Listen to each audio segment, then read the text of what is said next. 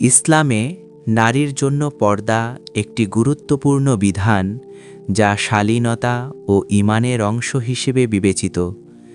যারা এই নির্দেশ মেনে চলে তারা আল্লাহর সন্তুষ্টির পথে এগিয়ে যায়, আর যারা বেপর্দা চলাফেরা করে এবং আল্লাহর হুকুমকে অবহেলা করে তাদের জন্য আখিরাতে কঠিন জবাবদিহিতা রয়েছে।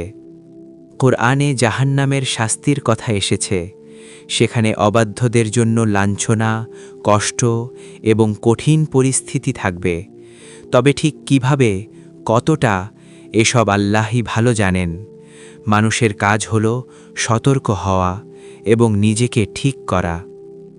অন্যদিকে যারা পর্দা রক্ষা করে এবং আল্লাহর নির্দেশ মেনে চলে তাদের জন্য আখিরাতের পথ সহজ হবে ইনশাআল্লাহ। পুলসিরাত, যা জাহান্নামের উপর স্থাপিত এক সূক্ষ্ম সেতু, সেখানে মুমিনরা তাদের আমল অনুযায়ী পার হবে।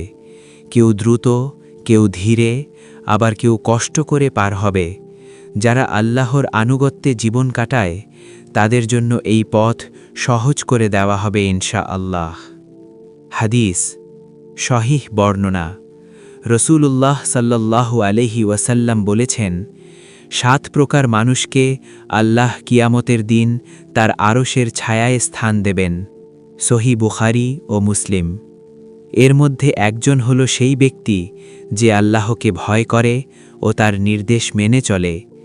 আরেকটি হাদিসে এসেছে, নারী যদি 5 ওয়াক্ত সলাত আদায় করে, রমজানের রোজা রাখে, নিজে এবং স্বামীর আনুগত্য করে, তাহলে সে জান্নাতের যে কোনো দরজা দিয়ে প্রবেশ করতে পারবে। মুসনাদ আহমেদ।